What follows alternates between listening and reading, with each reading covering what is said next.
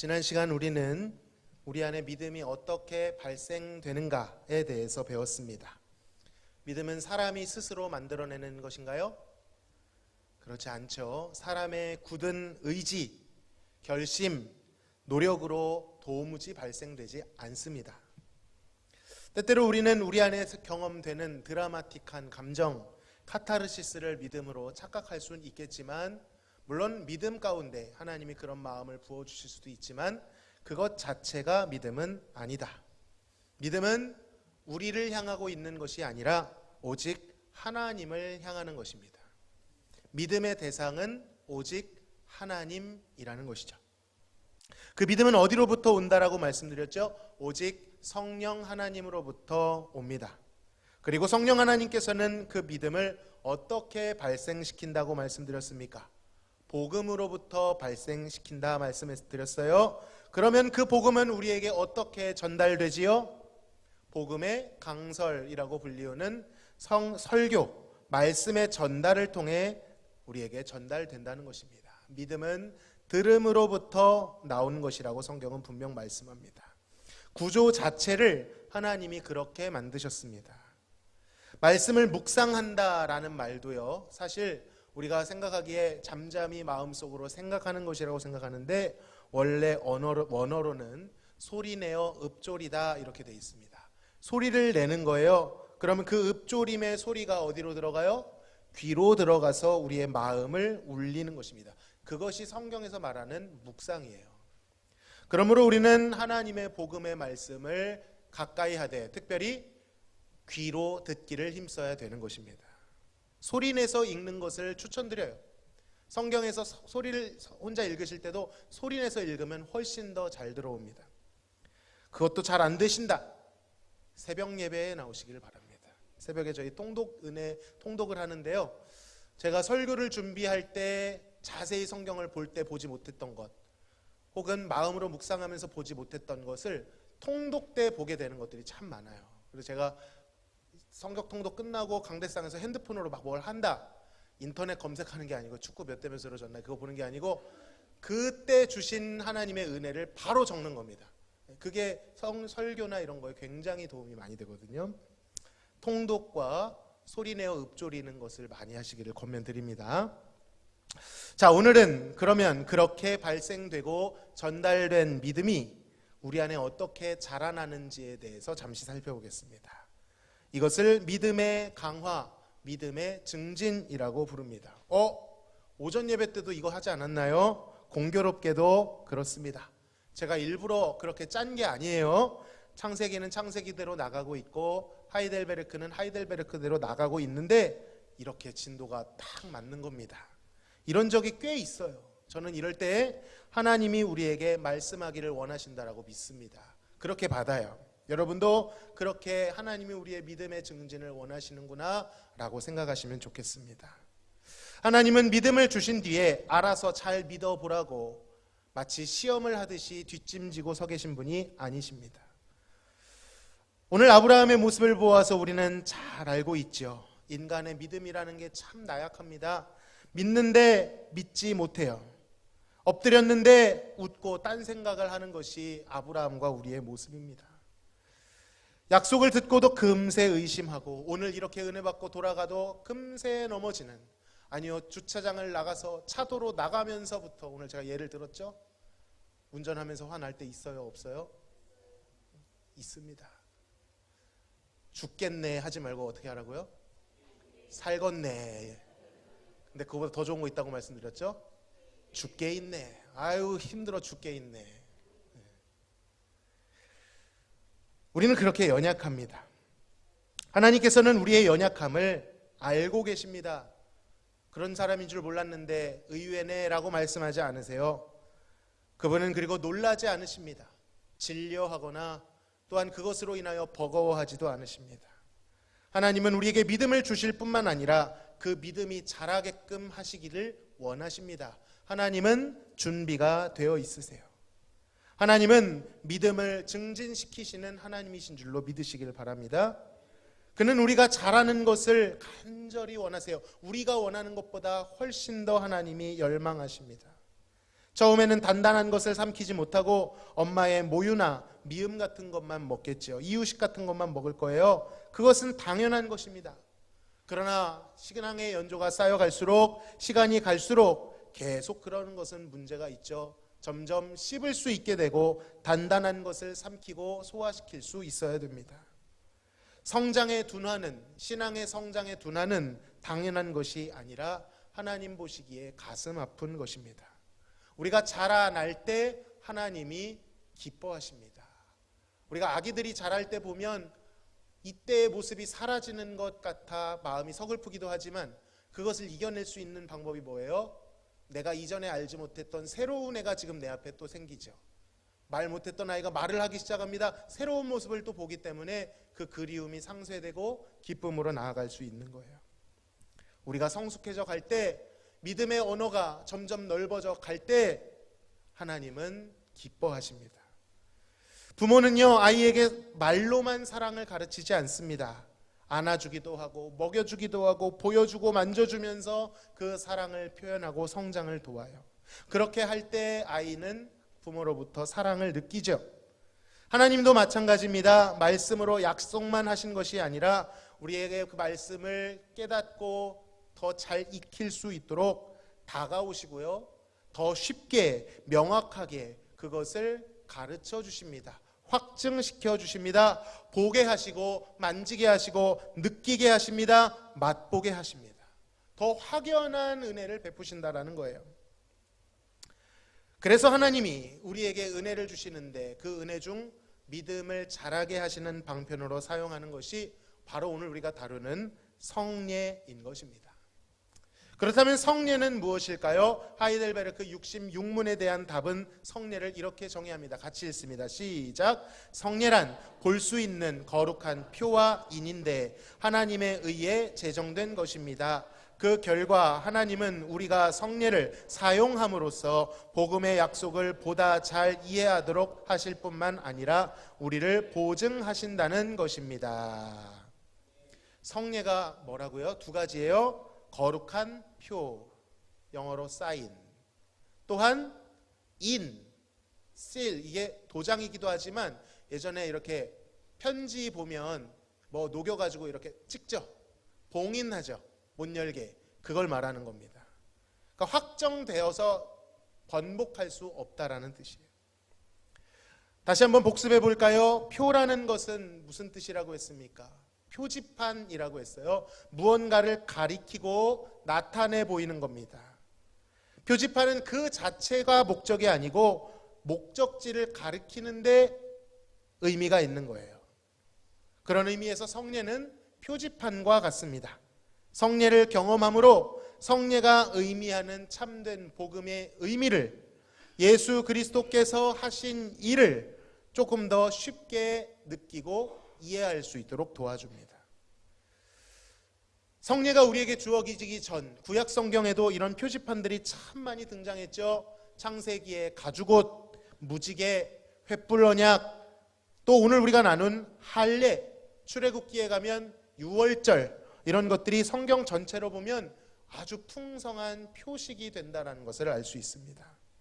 이것을 알아가는 재미가 참 쏠쏠합니다. 요즘 우리 수요예배에서는 광야에 대해서 나누고 있거든요. 광야도 계속 같은 패턴이 반복돼요. 하나님은 말씀하시고 공급하시고 도와주시는데 백성은 불평하고 원망하고 배신합니다. 그때마다 하나님은 단순히 도와주고 벌주고 하는 정도가 아닌 하나님의 표식을 보여주세요. 내가 너희를 어떻게까지, 언제까지 어떻게 섬길 것인지, 도울 것인지를 표식을 통해서 가르쳐 주십니다. 인이라고 하는 것은 도장이라고 말씀드렸어요. 문서에 효력이 발생하는 거예요. 인을 찍으면 확정되었다라는 것입니다. 특히 옛적에 왕이 어떤 것을 약속했을 때 도장을 찍었습니다. 왕의 인장이 찍힌 문서는 왕이 실제로 그렇게 약속했다라는 법적 효력을 가지고 그것을 보증하는 역할을 했어요. 인이 없이 문서는 아무리 좋은 내용이 찍혀 있어도 법적인 효력을 발생시키지 못했습니다.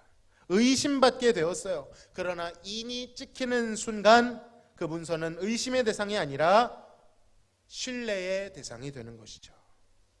로마서 4장에서 바울이 아브라함의 할례를 가리켜 믿음으로 된 의를 뭐한 것이요? 인친 것이다 라고 말씀하고 있는 거예요. 할례가 의를 만들어낸 게 아니라 이미 주어진 그 의의 약속에 하나님이 도장 찍듯이 확정을 해주셨다라는 것입니다. 다시 한번 정리합니다. 표는 은혜의 내용을 보여주는 것이고, 이는 그것이 참되고 확실한 것이라는 것을 가르쳐주는 거예요. 이것을 보라라고 표징이 말한다면 이것이 확실하다라고 인이 이야기해 주는 것이죠. 의심하지 말라는 거예요. 그러므로 복음의 강설이 들리는 복음이라면 성례는, 따라하겠습니다, 보이는 복음, 만지는 복음, 느끼는 복음, 맛보는 복음. 그러니까 성례는 한마디로 말하면 시청각 자료라는 것입니다. 귀로만 듣는 것이 아니라 더 오감을 사용해서 쉽게 느낄 수 있도록 가시화시켜서 쉽게 이해할 수 있도록 돕는 자료다라는 거예요. 우리는 이 성례를 통하여 하나님이 주신 복음이 정말 나를 향한 것임을 확신하고 체험할 수 있게 됩니다. 하이델베르크 67문은 좀 더 명확하게 이 성례에 대해 목적을 제시해 줍니다. 왜 이것이 필요한가? 답을 이렇게 합니다. 같이 읽습니다. 시작. 성령께서는 복음 안에서 가르치실 뿐만 아니라 성례를 통해 믿음을 강화시켜서 우리의 온전한 구원이 십자가 위에서 우리를 위해 발생한 그리스도의 단번의 제사에 서 있도록 하십니다. 성례를 통해, 이 표지판과 도장을 통해 하나님이 우리에게 보고 싶은 것이 뭐라고요? 우리의 구원이 온전하고 그 구원이 예수님이 십자가 위에서 이루신 몇 번의 제사? 단번의 제사라는 것을 알게 하신다는 거예요. 이게 무슨 뜻입니까? 이 말은 참으로 의미해 볼 만합니다. 예수님께서 이루신 단 한 번의 제사로 우리의 온전한 구원을 이루셨대요. 우리는 아무리 해도 안 되는데, 이렇게 해도 저렇게 해도 머리를 싸매도 쥐어뜯어도 안 되는데, 예수님은 단 한 번의 제사로 영원한 효력을 우리에게 주셨다라는 거예요. 성경에 나오는 수많은 사람들, 장구한 역사 속에 나온 신실한 예표들, 인물들이 있었지만, 꽤 의미 있는 일들을 한 사람도 있었겠지만, 그들 중 누구도 이 일을 이루지 못했어요. 대놓고 죄를 사하기 위해 세움받았던 제사장들도 자신의 죄 때문에 죽어갔습니다. 한 번의 제사로 효력 있게 하지 못했어요. 그때마다 제물을 잡아 제사를 드려야 했습니다. 그러나 예수님은 달라요. 예수님은 단번에 제사를 드림으로 우리를 영원한 효력 위에 서게 하셨습니다. 우리에게 주신 그 놀라운 구원이 단번의 죽음으로 이루어졌다는 거예요. 여러분, 이게 무슨 뜻일까요? 어떻게 예수님은 단번의 죽음으로 이렇게 죄 많은 나를 하나님 앞에 아름다운 존재로, 추악한 나를 하나님 앞에 완전한 존재로 세울 수 있었을까요? 단번의 제사라는 이 말은 복음의 능력을 강조하고 있는 거예요. 예수님이 이루신 그 일이 이만큼 능력 있는 일이었다는 거예요. 여러분, 우리 안에 믿어지는 복음의 능력은 과연 어느 정도의 능력입니까? 알지. 믿지. 그 정도로 끄덕일 수 있는 정도의 가치인가요? 누가 로또 용지를 줬어요. 해볼 생각은 없었는데, 예를 드는 겁니다. 볼 생각은 아니었는데 우연히 TV를 봤는데 첫 번째 숫자가 맞는 거예요. 두 번째도 맞는 겁니다. 세 번째도 맞는 거예요. 그때부터 어라? 손이 떨리기 시작합니다. 네 번째, 몇 자리죠 총? 네, 잘하시네요. 다섯 번째 하고 여섯 번째가 선포되기 전에 어때요? 말이 안 나올 겁니다. 여섯 번째 선포가 딱 됐어요. 어떻게 하시겠습니까? 남에게 알리실 건가요? 알리지 말라고 하더라고요. 여러분, 됐네. 오케이, 나이스. 여러분, 이러고 마실 그럴 소식일까요? 마음이 떨리고 내 영혼 깊은 곳으로부터 기쁨이 넘쳐나겠죠. 돈에 대한 것도 사실 우리가 가져보지 못한 것들을 그렇게 판단한다면 단번에 우리를 그 죄와 사망과 저주로부터 건지신 이 사건은 어느 정도의 능력일까요? 복음은 구원을 주시는 하나님의 능력이라고 로마서 1장 16절에 말씀합니다. 여기에서 말하는 능력, 권능, 이 권세가 권세와 능력이란 뜻인데 잘 알죠? 헬라어로 두나미스라고 불러요. 두나미스가 뭐냐? 오늘날 영어로 다이너마이트입니다. 다이너마이트가 뭐예요? 건물을, 물론 요즘은 핵폭탄도 있겠지만 폭발적인 거예요. 폭탄입니다. 우리 안에 복음의 능력이 있으면 다이너마이트 같은 폭발력을 발휘하게 된다는 거예요. 하나님의 성례의 목적이 바로 그 하나님의 단번에 이루신 제사, 그 능력을 더 깊고 풍성하게 경험하게 하신다는 것입니다. 중요한 것은요, 이 성례는 말씀과 결코 떨어질 수 없다는 것입니다. 말씀이 선포되고 성례가 그 뒤를 따를 때 성령께서 우리의 심령에 믿음을 심으시고 그 믿음을 자라나게 하십니다. 말씀 없이 성례만 독단적으로 행하게 된다면 그것은 미신적이고 주술적인 우상숭배로 전락하게 되어집니다. 성례의 의식 자체가 무엇을 하는 것이 아니라 먼저 선포된 말씀이 성례의 의미를 부여하게 되는 것입니다. 그러므로 교회가 열심히 행해야 할 두 가지를 우리는 여기서 알게 되죠.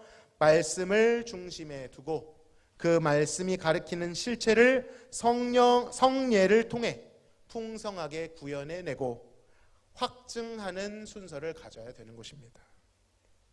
그렇다면 그리스도께서는 신약에 몇 가지의 성례를 제정하고 계실까요? 68문은 이렇게 대답합니다. 같이 읽습니다. 시작. 2개입니다. 네, 제가 할게요. 2개입니다. 즉 세례와 성찬입니다. 그렇습니다. 예수님께서 직접 제정하신 성례는 2가지, 세례와 성찬입니다. 왜 이것이 성례로 책정이 되었는가? 예수님이 직접 제정하셨기 때문입니다. 어떤 행위가 감동적이고 경건해 보일 수 있어요. 그렇다고 해서 그게 다 공식적인 성례가 되는 게 아니에요. 물론 성례적인 요소를 가지고 있을 수는 있습니다. 그것을 통해 하나님의 사랑의 어떠하심을 우리에게 가르쳐 줄 수는 있어요. 목회적으로 유익할 수도 있습니다. 성도들에게 은혜가 될 수도 있습니다. 그렇다고 해도 그것이 성례가 되는 것은 아닙니다. 예수님이 직접 제정한 건 아니기 때문에. 예를 들자면 세족식 같은 거 있죠. 세족식 하면 은혜가 되죠. 좋습니다. 할 수 있어요. 자주 시행할 수 있습니다. 그러나 그것이 성례가 될 수는 없다. 성례는 반드시 그리스도께서 친히 세우시고 교회에 시행하도록 명령하신 것이어야만 합니다. 예수님께서는 마태복음 28장 19절에서 너희는 가서 모든 민족으로 제자를 삼아 아버지와 아들과 성령의 이름으로 뭐예요? 세례를 베풀고 라고 말씀하셨습니다. 마태복음 26장, 마가복음 14장, 누가복음 24장, 고린도전서 11장에서는 친히 떡과 잔을 나누시면서 이것을 행하여 나를 기념하라 라고 말씀하셨어요. 언제까지? 주님 오실 때까지. 이것이 성찬을 직접 제정하신 예수님의 명령이었습니다. 물론 세례가 무엇이고 성찬이 무엇인지는 이제 차차 다룰 것인데 오늘 중요한 것은 성례에 대한 우리의 태도입니다. 성례는 예수님이 직접 명령하신 것이기에 해도 되고 안 해도 되는 것이 아니라 반드시 그것도 대단히 강조해서 시행해서 해야 된다는 것입니다. 성례, 거룩한 예식, 거룩하다라는 것은 그것이 종교 예식이기 때문에가 아니라 예수님이 친히 구별하셨기 때문에 거룩한 것입니다. 이 출처를 꼭 기억하시기를 바랍니다. 가볍게 여기거나 형식적으로 치러서는 안 됩니다. 이 성례에 대한 태도를 바르게 가져야 됩니다. 끝으로 우리는 이 성례를 통해 하나님의 성품에 대해 알고 그분께 감사할 수 있게 됩니다. 성례를 명하신 하나님은 어떤 분이실까요? 따라 하시겠습니다. 선하신 분이시다. 그렇습니다. 하나님은 우리의 연약함을 아시고 방치하지 않으시고 연약함을 돌보십니다. 이 친절하고 따스한 손길을 느껴야 돼요. 부족한 자를 미련하다 책망하지 않으시고 붙드시고 채우세요. 말씀만으로도 완전한 것인데 성례까지 넘치게 허락해 주시는 분이십니다. 그분의 넉넉함 아래 우리의 연약함을 맡길 수 있기를 소망합니다. 두 번째 따라하시겠습니다. 성실하신 분이시다. 하나님은 한 번 약속하신 것을 결코 흐지부지 넘기지 않으십니다. 반드시 이루세요. 그가 약속하신 것을 도장 찍어 주십니다. 그리고 사는 날 동안 그 도장을 보고 힘껏 믿도록 도우세요. 매번 성찬상 앞에 설 때마다 세례를 받고 보고 기억할 때마다 하나님의 같은 약속을 기억하도록 성실히 도우십니다. 사람은 한 번 한 말을 자주 잊고 바꾸기도 하지만 하나님은 끝까지 신실하게 일관되게 가르쳐 주십니다. 따라하십니다. 하나님은 겸손한 분이시다. 그렇습니다. 하나님의 이 행동을 주목해 보세요. 하나님이 어떤 분이십니까? 엘 샤다이라고 했잖아요. 온 우주를 통치하시고 온 우주가 엎드려 굽혀 절해도 모자랄 판에 하나님은 그분의 전능하심을 우주에만 우리가 알지 못하는, 우리같이 작아 보이는 존재가 미치지 못하는 저 어느 세계에 펼치지 않으십니다. 오히려 그분은 그분의 전능하심을 낮은 곳에 펼쳐주십니다. 지혜와 권능이 둔한 우리들, 이해력과 믿음이 빈약한 우리를 향해 그분의 전능하심을 펼쳐주시는데, 그분이 그곳에 전능하심을 펼치시다 보니 반드시 동반되는 행동이 있습니다. 자신의 허리를 굽히고 무릎을 꿇어 우리와 눈높이를 맞춰 주심으로 하나님의 전능하심을 나타내 주신다는 거예요. 우리가 마치 어린아이를 대할 때 허리를 굽히고 눈을 맞춰주듯이, 친절함을 베풀듯이 하나님이 우리에게 그렇게 다가오신다는 거예요. 스스로를 낮추십니다. 어려운 하나님의 언어로 되어 있지 아니하고 우리가 알아들을 수 있는 언어로 말씀하게 하시고, 보게 하시고, 듣고 만지고 맛보는 물과 떡과 잔으로 다가오십니다. 높으신 하나님이 낮고 비천한 자에게 맞추어 주시는 거예요. 예수님이 성육신 해주신 것처럼 말이죠. 사실 오늘 우리 새가족교회에서도 배웠는데, 말씀이 글로 되어 있다는 것 자체가 하나님께는 굉장히 수치스러운 것입니다. 왜냐하면 하나님은 언어로 담을 수 없는 분이기 때문이죠. 물론 우리나라 말은 표현력이 굉장히 좋다고 하죠. 노랗다, 누렇다, 노릇끼리하다, 노르스름하다, 또 뭐예요? 오렌지색이다, 이렇게 다 표현할 수 있는 말이 많잖아요. 그렇다 해도 우리 찬송가에서 보여야죠. 하늘을 두루마리 삼고 바다를 먹물 삼아도 하나님을 표현할 수 있다 없다? 없어요. 사실 하나님을 표현하는 순간 우린 그 언어에 갇힙니다. 그런데 그런 리스크가 있음에도 불구하고 하나님은 그 글자에 자신을 담아주셨어요. 왜? 그 리스크보다 우리가 하나님을 알기 원하는 열망이 더 크셨기 때문입니다. 그 겸손함을 힘입어 하나님을 알아가시기를 소망합니다. 끝으로 하나님은 열정적인 분이십니다. 하나님은요, 우리를 하나님 알게 하시는데 열정과 정열을 다하십니다. 그 열정은 죽음도 불사하셨어요. 우리를 향한 사랑의 정열이었습니다. 그 열정이 너무 커서 예수님이 죽음을 당하셨죠. 우리를 살리실 뿐만 아니라 그 복음의 풍성함 안에 우리가 누리기를 원하십니다. 사랑하면 그렇잖아요. 정말 사랑하면 시간이 가는 줄 모르고 집에 도착했는데 어떻게 해요? 우리 한 바퀴만 더 돌까? 그리고 한 10바퀴 돌잖아요.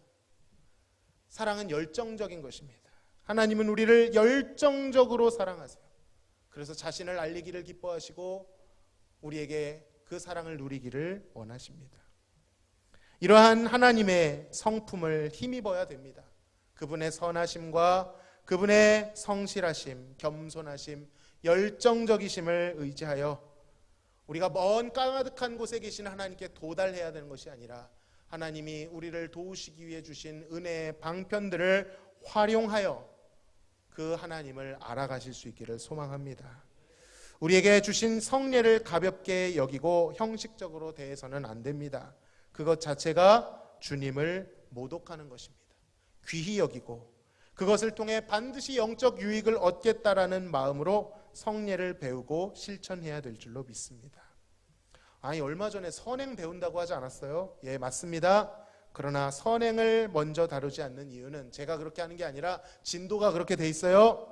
믿음의 증진 없이는 도무지 선행이 일어나지 않기 때문입니다. 그러므로 이 성례에 대해 배우고 익힘으로 우리에게 단번에 구원을 이루신 그 능력이 얼마나 큰 것인지를 음미할 수 있기를 간절히 소망합니다. 하나님 아버지, 감사합니다. 오늘 우리의 믿음을 붙드시는 하나님, 도우시는 하나님에 대하여 나누었습니다. 은혜의 방편을 베푸시며 특히 우리의 믿음을 증진시키기 위하여 성례를 제정하시고 성실히 순종하라 말씀하셨사오니 하나님의 뜻을 알아 교회를 통하여 말씀을 통하여 이루어지는 성례를 바르게 알고 실천할 수 있도록 도와주옵소서. 그리하여 하나님의 선하심을, 하나님의 성실과 하나님의 겸손과 열정을 힘입어 하나님과 더 깊은 사랑 안으로, 하나님을 음미하는 그 기쁨 안으로 들어갈 수 있도록 도와주옵소서. 오늘도 이번 한 주도 우리의 신앙을 붙들어 주시기를 간절히 원하오며 예수님의 이름으로 기도하옵나이다. 아멘.